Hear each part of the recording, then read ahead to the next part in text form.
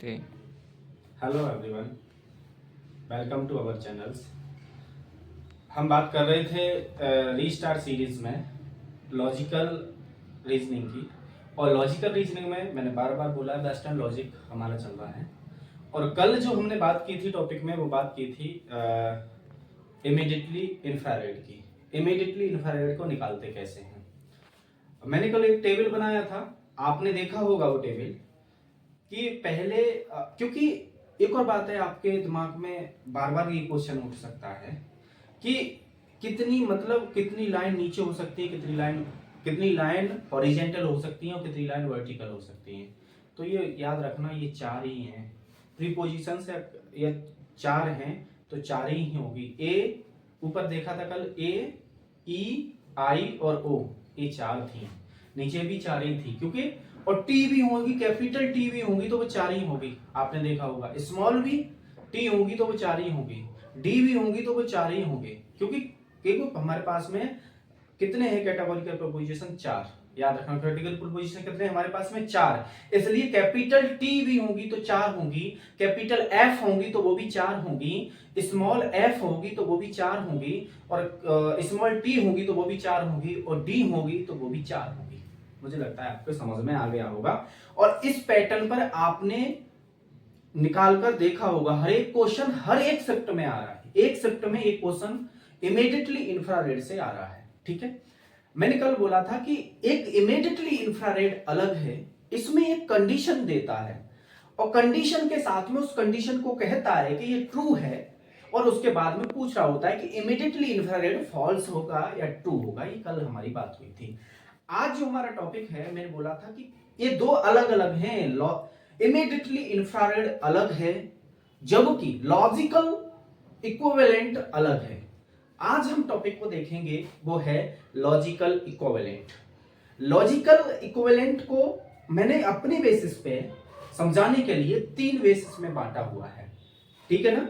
हम देखते हैं आज का टॉपिक जो हमारा है लॉजिकल इक्विवेलेंट। लॉजिकल इक्विवेलेंट में उसने ए ई आई और ओ में से दिया हुआ होता है, एक स्टेटमेंट या एक प्रीमाइस दिया हुआ होता है। उसके बाद में नीचे लिखा, उसके बाद में क्वेश्चन में लिखा हुआ होता है कि इसके लॉजिकल इक्विवेलेंट कौन कौन से बनेंगे। जब एक प्रीमाइस या एक कैटेगोरिकल प्रीपोजिशन एक दे दिया आपको, जब स्टेटमेंट, उसके लॉजिकल इक्विवेलेंट आपको पूछेगा। तो बात ए ई आई ओ इन चार कैटेगोरिकल प्रीपोजिशन पर ही चल रही है।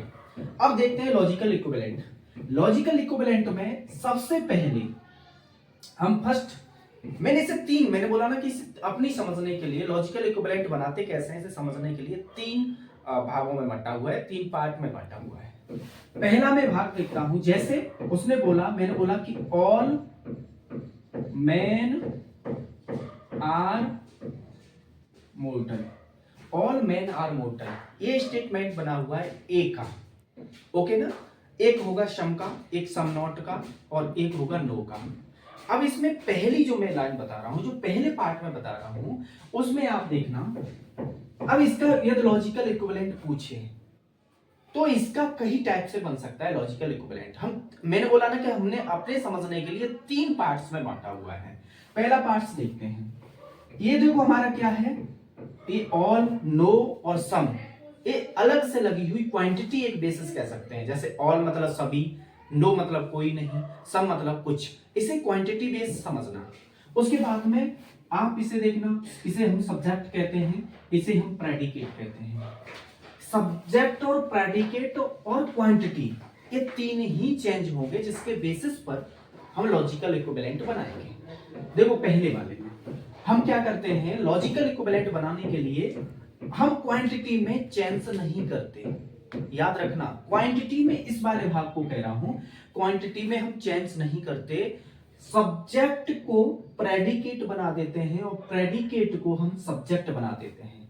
पहला पार्ट मैंने बोला कि हम सब्जेक्ट को, इस ऑल में हम कोई चेंज नहीं कर रहे हैं। हमने जो सब्जेक्ट था और जो प्रेडिकेट था, प्रेडिकेट को हमने सब्जेक्ट के स्थान पर लिख दिया और सब्जेक्ट को हमने प्रेडिकेट के स्थान पर लिख दिया।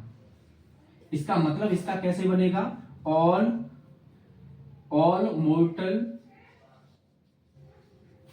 Are man. प्रेडिकेट को मैंने सब्जेक्ट बनाया, सब्जेक्ट को मैंने प्रेडिकेट के स्थान पर रख दिया। मतलब पहला जो बना वो सब्जेक्ट से प्रेडिकेट।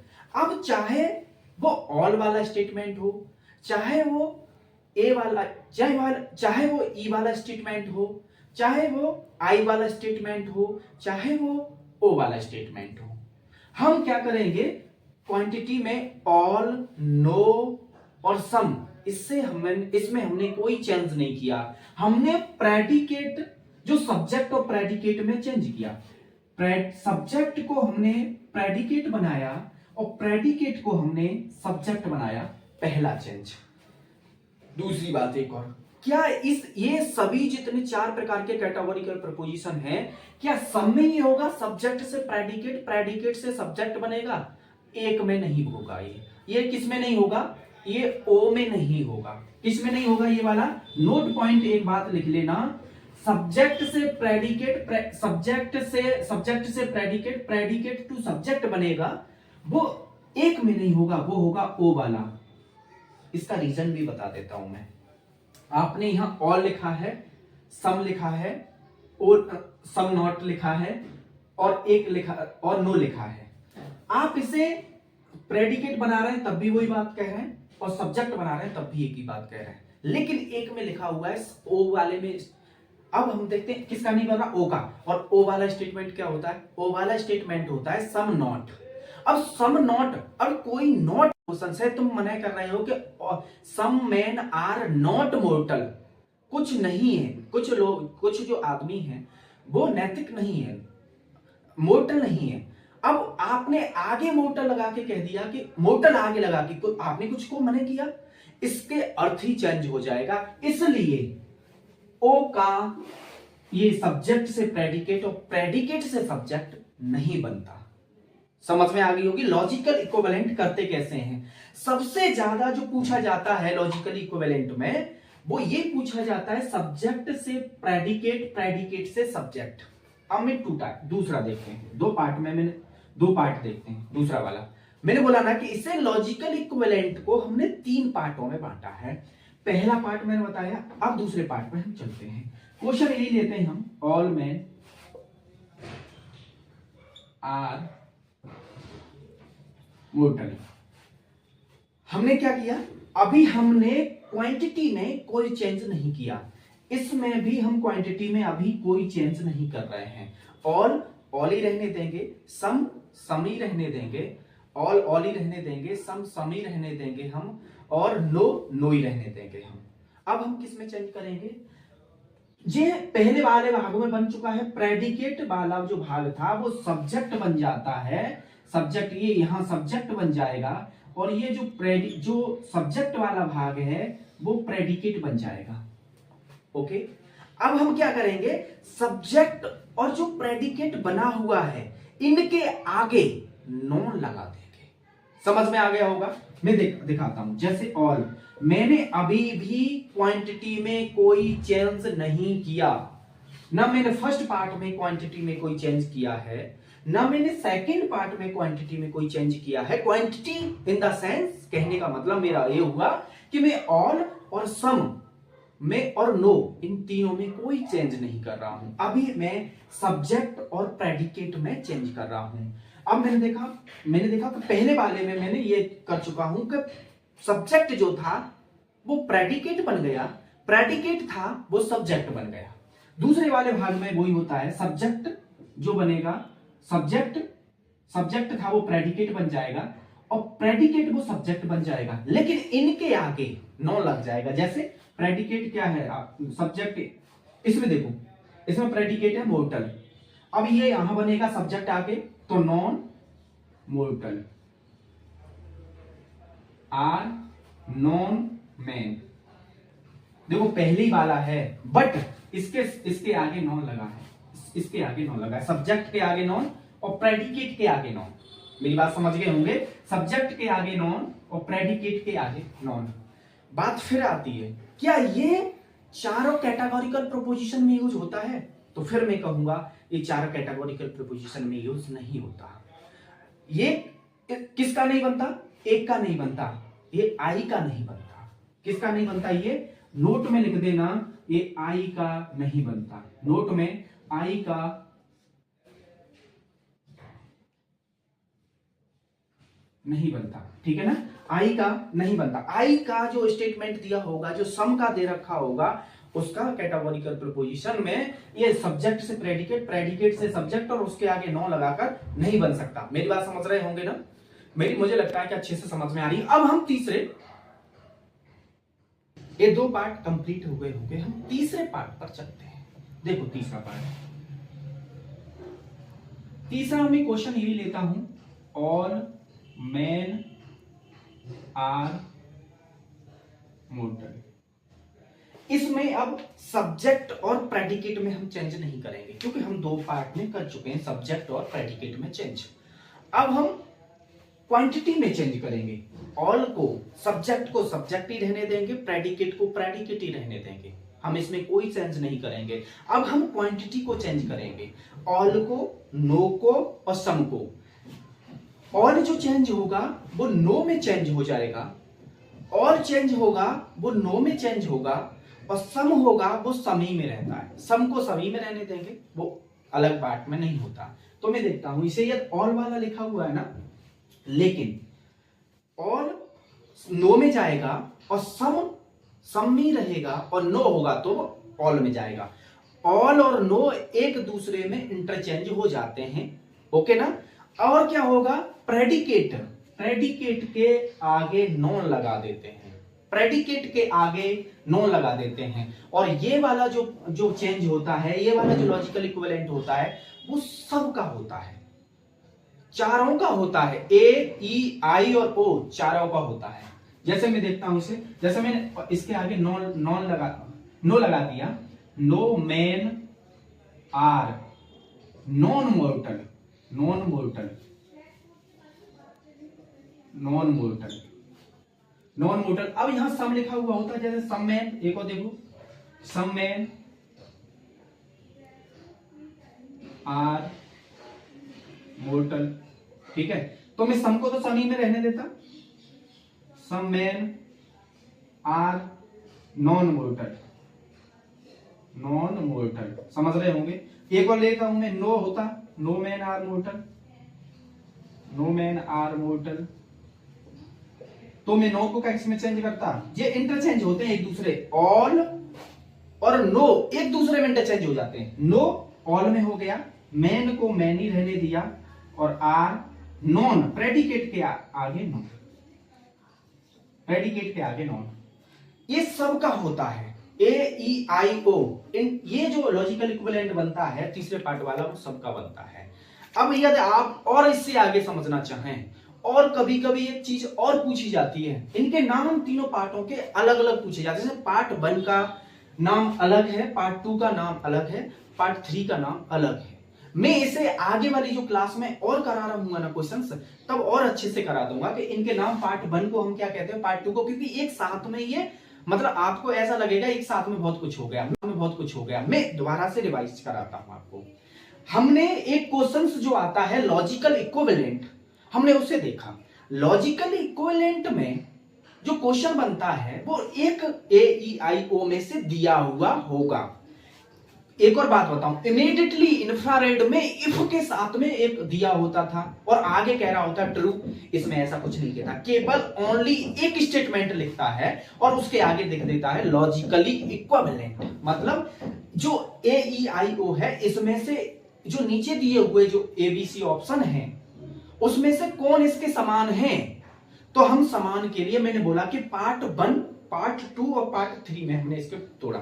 टाइप्स 1, टाइप्स 2 और टाइप्स 3 में तोड़ा हमने। पहले टाइप्स 1 में हमने देखा प्रेडिकेट से सब्जेक्ट, सब्जेक्ट से प्रेडिकेट बना दिया। जैसे उसने एक दिया होगा, हम जो भी कथन दिया होगा, जो भी प्रेमाइज दिया होगा उसने हमें AEIO में से या कैटेगोरिकल प्रपोजिशन में से एक दिया होगा, और उसको हम प्रेडिकेट को सब्जेक्ट बना देंगे, सब्जेक्ट को प्रेडिकेट बना देंगे, हो गया लॉजिकल इक्विवेलेंट।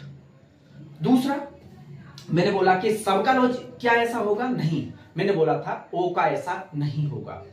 और क्या करेंगे दूसरे वाले पार्ट में, मैंने बोला कि सब्जेक्ट से प्रेडिकेट, प्रेडिकेट से सब्जेक्ट बना देंगे, उनके सब्जेक्ट के आगे नॉन, प्रेडिकेट के आगे नॉन लगा देंगे।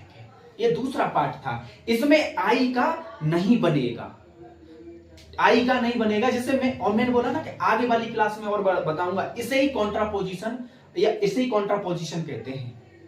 वो अलग नाम से पूछता है, लॉजिकली इक्विवेलेंट कॉन्ट्रापोजिशन बताइए। और तीसरा पार्ट मैंने बोला कि हमने क्वांटिटी से, क्वांटिटी मतलब ऑल को हमने सम में चेंज कर देंगे। जैसे ऑल मैन आर मोर्टल दिया होगा उसने, अब हम ऑल को नो में चेंज कर देंगे और सब्जेक्ट को सब्जेक्ट रहने देंगे, प्रेडिकेट को प्रेडिकेट रहने देंगे, प्रेडिकेट के भाग के आगे नो लगा देंगे। मेरी बात समझ में आ गई होगी। नो होगा तो उसे ऑल में चेंज कर देंगे, और सम होगा, सम तो सम ही रहेगा, सम सम ही रहेगा, प्रेडिकेट के भाग के आगे नो लगा देंगे। मैंने एक और बताऊं आपको, सबसे पहला जो चेंज किया मैंने, वो किया मैंने किसमें, सब्जेक्ट से प्रेडिकेट, प्रेडिकेट से सब्जेक्ट। दूसरा भी चेंज मैंने किया, सब्जेक्ट से प्रेडिकेट, प्रेडिकेट से सब्जेक्ट, और उनके आगे नॉन लगा के। और तीसरे में मैंने क्वांटिटी को चेंज किया, मैंने सब्जेक्ट प्रेडिकेट को वहीं का वहीं रहने दिया, और मैंने ऑल को नो में, नो को ऑल में चेंज किया। ऐसा किया क्यों है मैंने बताया, और ऐसा बनता क्यों नहीं है, जैसे ओ का क्यों नहीं बनता, क्योंकि उसका अर्थ ही अलग हो जाएगा, लॉजिकली इक्विवेलेंट होगा ही नहीं वो। लॉजिकली इक्विवेलेंट का मतलब ये है कि जो ऊपर आपको एक कथन दिया हुआ है, जैसे मैं कहूं लॉजिकली इक्विवेलेंट का मतलब यही तो होता है कि दो यहां लिखे हुए हैं तो इसके बराबर, इसके दो के बराबर इधर भी ऐसी संख्या हो जिसमें से दो बराबर हो, इसे लॉजिकली 2 बराबर 3 - 1, तो 2 बराबर 2। मेरी बात समझ रहे हैं? तो ऊपर जो AEI कैटेगोरिकल प्रोपोजिशन दिया होगा आपको पेपर में, उसी का आप लॉजिकली इक्विवेलेंट बना रहे होंगे। तो लॉजिकल इक्विवेलेंट बनाने के लिए उसने पहला एक स्टेटमेंट या प्रीमास दिया हुआ होगा, उसे आप, हाँ अब मैंने बोला कि ओ का क्यों नहीं बनता, जैसे पहले वाले में सब्जेक्ट से प्रेडिकेट बनाया और प्रेडिकेट को सब्जेक्ट बनाया, इसमें ओ का नहीं बनता। क्यों नहीं बनता? क्योंकि उसका अर्थ ही अलग हो जाएगा। नॉट लगा के एक तरफ आप मने कर रहे हो और एक प्रेडिकेट को सब्जेक्ट बना रहे हो, और सब्जेक्ट से प्रेडिकेट बना रहे हो, इसलिए नहीं बनता। दूसरे वाले में आई का नहीं बनता, और इस वाले में जो थर्ड वाले पार्ट में वो सब का बनता है। मेरी बात मुझे लगता है समझ में आ गया होगा। अगले वाली क्लास में ये नाम दे दूंगा इन्हें, जैसे मैंने पहले वाले पार्ट को देखा और दूसरे वाले पार्ट को देखा। जो पहले वाला जो पार्ट है ना मेरा, इसे जो पहला वाला पार्ट है, मैं उसे जो शब्द दूंगा उसे बोलूंगा कन्वर्जन। कन्वर्जन लॉजिकली इक्विवेलेंट एक शब्द लिख देता है एनटीए, लॉजिकली इक्विवेलेंट में कन्वर्जन बताइए। तो कन्वर्जन में फिर हम इसी के बेसिस पर करेंगे। वैसे तो हमें लॉजिकली इक्विवेलेंट 3 पार्ट के हिसाब से कर सकते हैं, लेकिन केवल लॉजिकली इक्विवेलेंट में कन्वर्जन दे देगा ना, तो फिर इसका देगा केवल, हम इसी के उस पर लगाएंगे। दूसरा वाला भाग है, उसे हम कहते हैं कॉन्ट्रापोजिशन। कॉन्ट्रापोजिशन कह लें या हम कह दे सकते हैं कॉन्ट्रापोजिटिव, इसे हम कहते हैं कॉन्ट्रा पॉजिटिव या कॉन्ट्रापोजिशन। कॉन्ट्रापोजिटिव आप देख पा रहे होंगे, पहले को हम कन्वर्जन कहेंगे, दूसरा कॉन्ट्रापोजिटिव या कॉन्ट्रापोजिशन। मेरी बात समझ रहे हैं? तीसरे जो पार्ट है ना हमारा, जो ये तीसरा पार्ट है जिसमें हमने ऑल को नो में, नो को ऑल में, सम को सम में, वो तो सम ही में रहेगा, ठीक है। इसे जो हम बांट देते हैं उसे हम देते हैं अवर्जन, OVERSION। ये स्पेसिफिक शब्द जब है जब एनटीए ने ये शब्द लिखा हो, केवल उसने लिखा हो कि लॉजिकल, एक वो ही दिया होगा AEIO में से, और उसने पूछा होगा आगे लॉजिकल इक्विवेलेंट कन्वर्जन कर दो, तो फिर ये दोनों टाइप्स काम नहीं करेंगे, कन्वर्जन करना पड़ेगा। कन्वर्जन ओ का होता नहीं है, तो ओ वाला कभी भी सही नहीं होगा। वो हम आगे वाले जो कल जो क्लास करेंगे या इससे अगले क्लास लेंगे उसमें और बताएंगे कि मतलब इसका होता ही नहीं है तो आंसर कैसे होगा, जब हम PYQ क्वेश्चन को देख रहे होंगे। मुझे लगता है कि ये बात समझ में आ गई होगी। लॉजिकली इक्विवेलेंस में एक क्वेश्चन 101% हर एक शिफ्ट में लॉजिकली इक्विवेलेंट से, एक क्वेश्चन लॉजिकली इक्विवेलेंट से रहता है, एक इमीडिएटली इंफ्रारेड से रहता है, और एक एरिस्टोटलियन मॉडल से रहता है, एक हेतुवाद से रहता है। 4 क्वेश्चन हो गए। एक लॉजिकल इक्विवेलेंट जो वेस्टर्न लॉजिक है और इंडियन लॉजिक है, इनमें अंतर रहता है। इन कभी ये आता है और ये नहीं आया तो कभी कभी इनफॉर्मल फैंसी पूछी जाती है। मुझे लगता है कि ये क्वेश्चन आपको अच्छे से समझ में आ रहे होंगे और लॉजिकल इक्विवेलेंट आज का जो टॉपिक था वो समझ में अच्छे से आया होगा, ठीक है ना? ओके। और एक और मैंने बोला कि आप PYQ को देखते रहिए। जितना भी मैं पढ़ा रहा हूं, जितने भी मैंने टॉपिक छोटे छोटे टॉपिक में करा रहा हूं,